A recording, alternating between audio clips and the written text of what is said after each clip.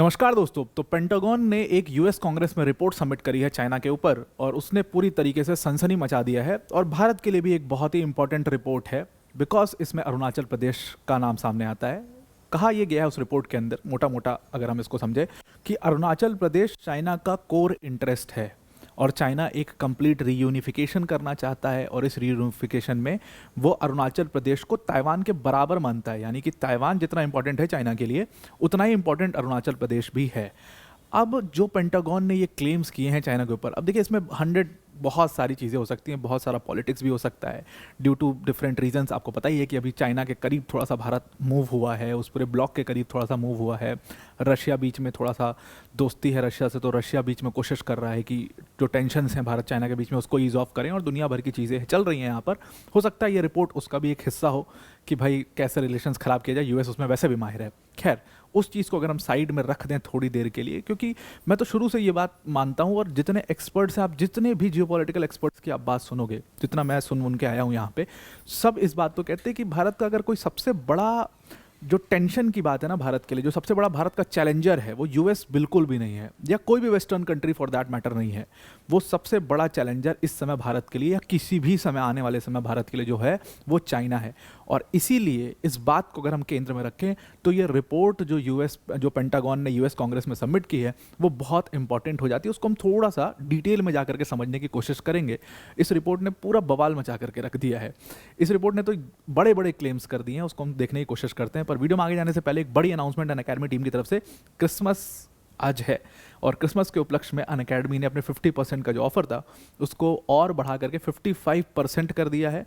Plus इसमें आपको पूरे यूपीएससी सीएससी के कोर्स में डबल वैलिडिटी मिलेगी। मतलब जो कोर्स आप 6 मंथ के लिए या 12 मंथ के लिए ले रहे थे, वो अब 24 मंथ का हो जाएगा सेम प्राइस में। तो इसका पूरा डिटेल्स जो है प्राइस का, आपको लिंक है डिस्क्रिप्शन में, उस पर क्लिक करके मिल जाएगा। 55% का सीधा डिस्काउंट आपको यहाँ पर कर दिया गया है। अनअकैडमी के टॉप एजुकेटर जैसे मृणाल सर, प्रतीक सर, सुदर्शन सर जैसे एजुकेटर्स यहाँ पर आपको इस बैच के अंदर पढ़ा रहे होंगे। लिंक डिस्क्रिप्शन में, उस पर क्लिक करके इस बैच को ज़रूर से ज़रूर अवेल कर लीजिएगा। Now coming back to the topic, तो हुआ क्या है, पूरी कंटेक्स्ट इसका कहानी शुरू होती है पेंटागन की एक रिपोर्ट से। हमने इसके ऊपर एक शॉर्ट भी किया था और उसके बाद उसमें काफ़ी कमेंट आए थे, तो हम सोचा इसको डिटेल में करते हैं कि ये रिपोर्ट आखिर कहती क्या है और क्या चक्कर क्या चल रहा है। तो पेंटागन ने एक रिपोर्ट सबमिट करा यूएस कांग्रेस में, और इस रिपोर्ट में कहा गया कि इस समय पर चाइना के 3 सबसे कोर इंटरेस्ट के एरियाज हैं। एक तो ताइवान है, एज यूजुअल हमेशा ताइवान रहता है उसका कोर इंटरेस्ट। दूसरा सेंकाकू आइलैंड्स है, वो भी बहुत यूजुअल बात है, सेंकाकू आइलैंड्स और ताइवान पर वो क्लेम करता ही है, उसको वो अपना ही मानता है। लेकिन इसमें अरुणाचल प्रदेश का नाम था, और ऐसा पहली बार हुआ कि अरुणाचल प्रदेश को चाइना ने कोर इंटरेस्ट कहा हो। ऐसा पेंटागन की उस रिपोर्ट का कहना है कि जो चाइना है वो इन तीनों एरियाज को, इन तीनों टेरिटरीज को भी एकदम केंद्र में रख करके अपना सबसे इंपॉर्टेंट इंटरेस्ट मान करके चल रहा है। और इस तरीके से इन तीनों टेरिटरीज को एक करके वो चाइना का रिजुविनेशन करना चाहते हैं, या आप कह लो कि चाइनीज़ रीयूनिफिकेशन करना चाहते हैं, चाइनीज़ टेरिटरी का रीयूनिफिकेशन करना चाहते हैं।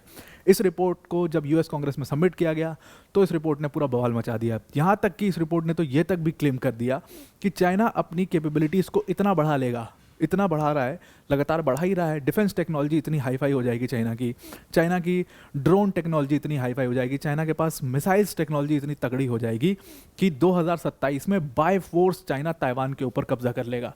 मतलब ये क्लेम अपने आप में एक इतना बड़ा क्लेम है कि चाइना 2027 तक बाय फोर्स ताइवान को कब्जा कर लेगा। यूएस के लिए बड़ी ही टेंशन की बात हो जाएगी, क्योंकि ताइवान का गारंटर बनता कौन है हर जगह पर? ताइवान का गारंटर बनता है यूएस, और यूएस के लिए एक बहुत ही टेंशन की बात है कि भाई चाइना बाय फोर्स मतलब ताइवान को 2027 तक कब्जा कर लेगा। और इसकी बात पहले भी आई थी, ताइवान ने क्लेम भी किया कि चाइना जिस तरीके से अग्रेशन इस पूरे रीजन में कर रहा है, हमारे ऊपर कभी भी फोर्स का इस्तेमाल हो सकता है। और चाइना ये कैसे करने वाला है, चाइना ये कैसे करने वाला है किसी को नहीं पता। उसकी अपनी स्ट्रैटेजी है, 2027 तक ब्रूटल फोर्स से वो ताइवान के ऊपर कब्जा कर लेगा। अब टाइमलाइन की बात करें अगर हम, तो अरुणाचल प्रदेश के लिए या सिंकाकू आइलैंड्स के लिए ऐसा कोई टाइमलाइन नहीं दिया गया, लेकिन वो भी कोर इंटरेस्ट है चाइना के। यही अपने आप में बड़ी टेंशन वाली बात है। अब देखिए क्या है कि सिंकाकू आइलैंड्स तो कोई बहुत बड़ी चीज़ है नहीं चाइना के लिए। सिंकाकू आइलैंड्स यहाँ पर कुछ स्थित हैं और वो चाइना के बहुत ही करीब हैं, कुछ 110 किलोमीटर की का ही डिस्टेंस है। और दूसरा यहाँ पर ताइवान है। ये दोनों टेरिटरीज के ऊपर चाइना अपना पूरा क्लेम करता है। चाइना ने क्या किया है, एक बहुत अजीब सा हरकत, एक बहुत ही बिजार चीज़ की है कि यहाँ पर ताइवान के अराउंड बहुत सारी एक्टिविटी चाइना ने करनी शुरू की है अपने नॉर्मल शिप से, अपनी coast guard, Chinese coast guard से यहाँ पर पूरा इसको बार बार इंसर्कल कराना शुरू कर दिया है डिफरेंट डिफरेंट पॉइंट से।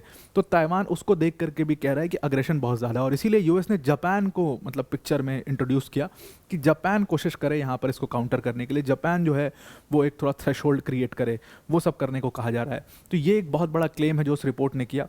उसके बाद कहा गया कि ये जो रिपोर्ट है, पेंटागन की जो रिपोर्ट अभी सबमिट हुई है, इसने कहा है कि चाइना मतलब जो है वो जो कंप्लीट रिजुविनेशन कर रहा है वो उसमें बहुत सारे एस्पेक्ट्स पर करेगा। एक तो इकोनॉमिक डेवलपमेंट इतनी तगड़ी होगी उस एस्पेक्ट पर। अच्छा, लोगों का मोबिलाइजेशन, सोसाइटी का मोबिलाइजेशन भी इसमें काफ़ी ज़्यादा होगा। सोसाइटी जो चाइना की सोसाइटी है वो बहुत ज़्यादा सपोर्ट करेगी इसको। पूरा एक पैरेलल ड्रॉ किया गया है वो नाजी वाला जर्मनी से, कि जब जर्मनी में हिटलर जो कुछ भी कर रहा था लोग उसको ये मान के चल रहे थे कि भाई हमारे साथ बुरा हुआ फर्स्ट वर्ल्ड वॉर में तो हिटलर उसका बदला ले रहा है सेकेंड वर्ल्ड वॉर में, and it is it is okay, you are killing Jews and it is okay. तो बस उसका एक पैरेलल ड्रॉ किया गया है कि जैसा जर्मनी के अंदर वो सोसाइटी का मोबिलाइजेशन हुआ था उस समय हिटलर के अंदर, वैसा कुछ मोबिलाइजेशन यहाँ पर आप चाइना में भी देख सकते हो। और क्योंकि उनकी कैपेबिलिटीज इतनी बढ़ चुकी होगी कि आप उसको काउंटर नहीं कर पाओगे टेक्निकली, और यूएस तो वहाँ पर है ही नहीं, तो यूएस तो उसमें कुछ भी नहीं कर पाएगा, ऐसा इस रिपोर्ट ने क्लेम किया, जो कि बहुत ही टेंशन वाली बात है। अब आते हैं भारत के ऊपर। यहाँ पर पहली बार ऐसा हुआ है कि चाइना ने अरुणाचल प्रदेश को अपना कोर इंटरेस्ट बताया है, और अरुणाचल प्रदेश और ताइवान को उसने सेम पेज पर रखा है।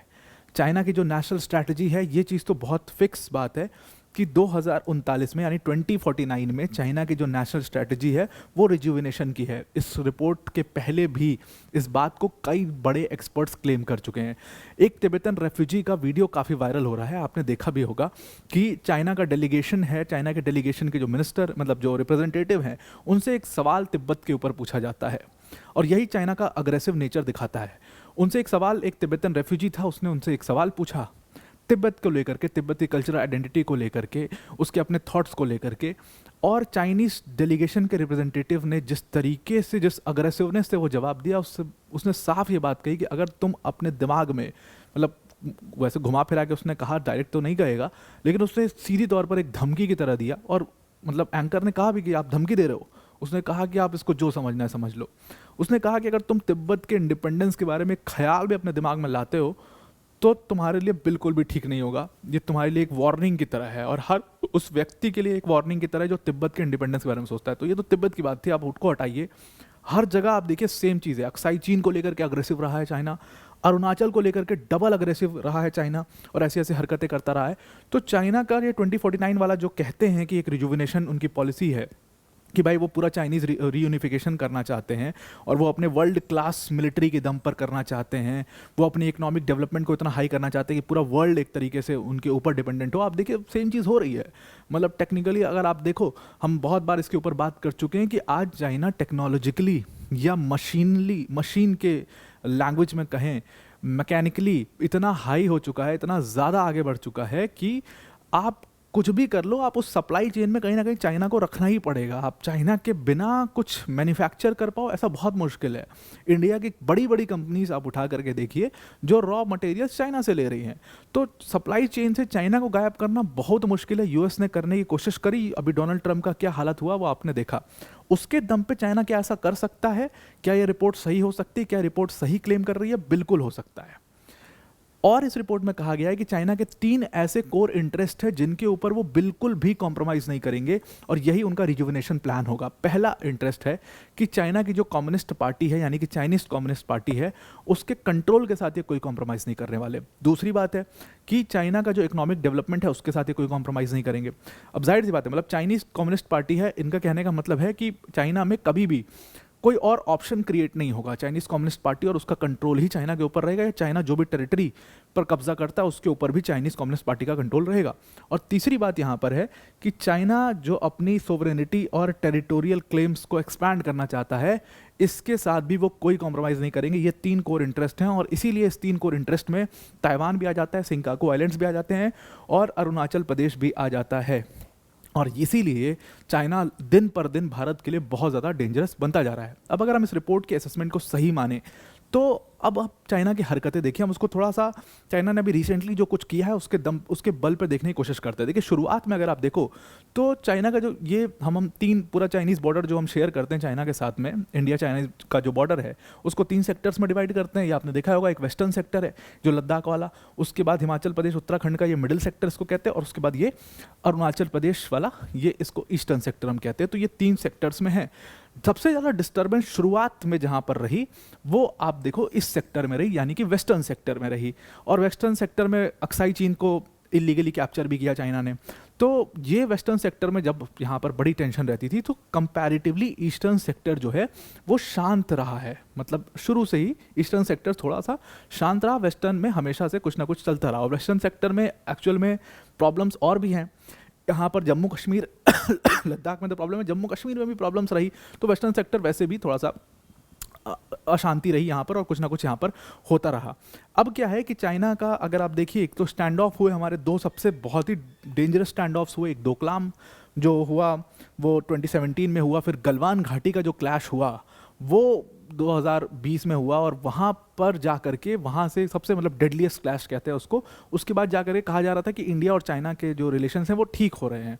उस क्लैश के बाद ऐसे कोई मेजर स्टैंड ऑफ्स नहीं होते हैं, ऐसा कुछ नहीं होता है, सीज फायर ब्रेक नहीं होता है, और तमाम तरीके से चीज़ें जो है वो ठीक ठीक चल रही हैं। और अब जब से यूएस के साथ रिलेशनशिप खराब हुआ है तो कहा जा रहा है कि भारत चाइना के करीब भी जा रहा था, तो रिलेशन तो ठीक होना चाहिए। लेकिन अभी क्या हुआ, अगर आप रिसेंट घटनाओं को देखो तो चाइना ने अब एक नया फ्रंट खोला है ईस्टर्न सेक्टर में। ऐसा भी इस रिपोर्ट का क्लेम है कि ईस्टर्न सेक्टर, यानी कि ये हम अरुणाचल प्रदेश वाले की बात कर रहे हैं, इसमें अरुणाचल प्रदेश को हमेशा चाइना डिस्टर्ब करने की कोशिश लगातार कर रहा है। इसका एक छोटा सा एग्जांपल आपको देते हैं।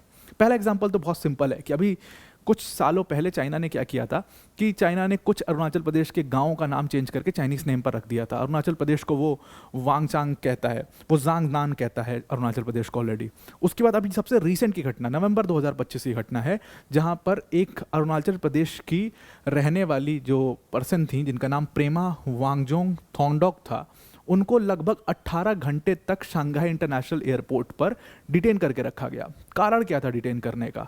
कोई ऐसा गलत काम उन्होंने नहीं किया था, उनके पास इंडियन पासपोर्ट था, इसीलिए उनको डिटेन करके रखा गया। उनके पास इंडियन पासपोर्ट था और उस पासपोर्ट पर जो उनका प्लेस ऑफ बर्थ था वो अरुणाचल प्रदेश मेंशन था। सिर्फ इस वजह से उनको कहा गया कि ये जो आपका इंडियन पासपोर्ट है ये इनवैलिड है। क्यों? क्योंकि अरुणाचल प्रदेश में अगर आप जन्म लिए हैं तो आपके पास इंडियन पासपोर्ट नहीं बल्कि आपके पास चाइना का पासपोर्ट होना चाहिए। ऐसा उन्होंने क्लेम भी किया था। बड़ा बवाल हुआ था भारत और चाइना के बीच में। मतलब कि इसका मतलब क्या हुआ कि चाइना ये कह रहा है कि आपके पास इंडियन पासपोर्ट नहीं होना चाहिए, अगर आप अरुणाचल प्रदेश में बॉर्न हुए हो तो आपके पास चाइनीज़ पासपोर्ट होना चाहिए, इंडियन पासपोर्ट यहाँ पर नहीं चलेगा। और इस वजह से उनको 18 घंटे तक डिटेन करके रखा गया था। उन्होंने कहा कि उनको बहुत हैरेस किया गया जब ये डिटेन किया गया, उनके ऊपर उनके साथ हैरेसमेंट हो रही थी पूरी तरीके से, उनको मतलब इंटिमिडेट किया जा रहा था। जितने भी स्टाफ थे वहाँ पर वो उनके ऊपर हंस रहे थे। कुछ स्टाफ ने उनको कहा कि भाई चाइनीज़ पासपोर्ट के लिए अप्लाई कर दो वरना ये लोग छोड़ेंगे नहीं, और दुनिया भर की चीज़ उनको किया गया। खाना सही से नहीं दिया गया, दुनिया भर की चीज़ की गई। उन्होंने कंप्लेन किया मिनिस्ट्री ऑफ एक्सटर्नल अफेयर्स को। बाद में भारत की मिनिस्ट्री ऑफ एक्सटर्नल अफेयर्स बीच में पड़ी, उन्होंने प्रेशर बनाया, तब जाकर के मैटर रिजॉल्ट हुआ। इसका मतलब क्या था कि पहले जो सिर्फ गांव के नाम चेंज कर रहे थे, अरुणाचल प्रदेश को कभी किसी स्पीच में अपना कह दिया, ये सब हो रहा था। अब इंटरनेशनली इंडियन सिटीजन्स को हैरेस करना चाइना ने शुरू कर दिया है, जो चाइना का एक अग्रेसिव नेचर दिखाता है। दूसरी चीज़, एक और यूट्यूबर के साथ, एक और इंडियन ब्लॉगर के साथ सेम घटना हुई। उस इंडियन ब्लॉगर ने इसी इंसिडेंट के ऊपर, ये जो प्रेमा थोंगडोक का इंसिडेंट था शंघाई एयरपोर्ट पर डिटेन करने वाला, इसी के ऊपर एक वीडियो बनाई थी। फिर वो यूट्यूबर, वो ब्लॉगर जब ट्रैवल कर रहा था, उसको भी 15 घंटे के लिए वहाँ पर जो है डिटेन करके रखा गया सेम इशू के ऊपर। अब सोचिए कि चाइना ने इंडियन सिटीजन्स को खुले आम यहाँ पर इस तरीके से परेशान करना, हरास करना शुरू कर दिया है, और वहाँ पर उनको पूरी तरीके से ट्रोल किया जाता है, वहाँ पर उनको पूरी तरीके से इंटिमिडेट करने की कोशिश की जाती है। सीधा सीधा कहा जाता है कि चाइनीज़ पासपोर्ट के लिए अप्लाई कर दो। इससे ज़्यादा, इससे बड़ी और कोई चीज़ नहीं हो सकती। इसीलिए ये सारी बातें देख करके अगर हम सम टोटल करें इस पूरी रिपोर्ट को, तो आप कह सकते हो कि चाइना इस तरीके से, मतलब अगर ज़्यादा स्ट्रांग होता चला गया तो अरुणाचल प्रदेश के मामले में हो सकता है कि वो नॉन निगोशिएबल स्टैंड ले ले, और वो वहाँ पर उस चीज़ को बड़ा ही स्ट्रांगली मूव भी करने लगे। और ये चाइना की एक्सपेंशनिस्ट पॉलिसी भी दिखाता है, और चाइना इसको क्लियर कट बोलता भी है। जो काफ़ी वीडियो वायरल हो रहा है जहाँ पर तिब्बतन रिफ्यूजी को एक तरीके से मतलब बुली कर रहा है वो पर्सन, वो बिल्कुल ठीक बात है और वो बिल्कुल सही है, वो बिल्कुल सही वीडियो है और ये चाइना की एक्सपेंशनिस्ट पॉलिसी को दिखाता है। अब यूएस अपना एजेंडा इसमें लगा रहा है, अपना उल्लू सीधा कर रहा है, वो कुछ कर रहा है, वो बात अलग है, लेकिन चाइना शुरू से इस चीज़ को लेकर के बड़ा अग्रेसिव रहा है। आप डोकलाम इशू उठा के देखो, आप गलवान इशू उठा करके देखो, हमारे कितने सोल्जर्स जो हैं वहाँ पर कितना हार्ड टाइम चाइना ने उनको दिया है, उन्होंने इतनी मेहनत की है उस चीज़ के लिए, और हम उसको कैसे भूल सकते हैं? मतलब आप चाइना के अग्रेसिव नेचर को कैसे भूल सकते हो? अच्छा, बहुत सारे सोल्जर्स इस बात को, जो आजकल पॉडकास्ट वॉडकास्ट चल रहा है, तो उसमें जो चाइनीज़ बॉर्डर पे जिन्होंने अपनी सेवाएं दी हैं वो रिटायर हो चुके हैं प्रॉब्ली, वो बोलते भी हैं इस बात को कि मतलब आप कैसे भूल सकते हो, चाइना इज़ वेरी अग्रेसिव। आप पाकिस्तान कहाँ, पाकिस्तान कुछ भी नहीं है, वो एक, उस देश के पास खाने को नहीं है, वो आपसे क्या ही लड़ेगा? वो तो मतलब 13 दिन में जिसकी पूरी मतलब 93,000 सैनिक जो है वो सरेंडर कर देते हैं, उस देश का क्या ही वजूद है। लेकिन चाइना एक सच में अग्रेसिव कंट्री है। ताइवान को उसने इतना हार्ड टाइम दे रखा है, जापान को हार्ड टाइम दे रखा है, सारे आइलैंड्स परेशान है, फिलीपीन परेशान है, इतने सारे देशों को उस देश ने परेशान कर रखा है। वो भारत को भी शुरू से परेशान करता है। बॉर्डर पे जाइए, आपको पूरा इशू समझ में आ जाएगा। हम बॉर्डर पे इतना डेवलपमेंट क्यों कर रहे हैं, अरुणाचल प्रदेश के साइड वाले बॉर्डर पे हम इतना डेवलपमेंट क्यों कर रहे हैं? इसका बहुत सिंपल सा लॉजिक है कि क्योंकि चाइना उधर इतनी सारी डेवलपमेंट कर रहा है, वो उस बॉर्डर पर बहुत प्रेशर डाल रहा है, और ये सब प्रेशर की एक्टिविटीज़ ही होती हैं बॉर्डर पे जो आप करते हो। तो आई होप आपको ये पूरा आर्टिकल समझ में आ चुका होगा। अब आपके अपने क्लेम्स हो सकते हैं, आप इस चीज़ को अपने तरीके से भी समझ सकते हो। आपको इसमें क्या लगता है, आप कमेंट करके ज़रूर बताइएगा। तो आज के लिए इतना ही। Thank you and have a nice day.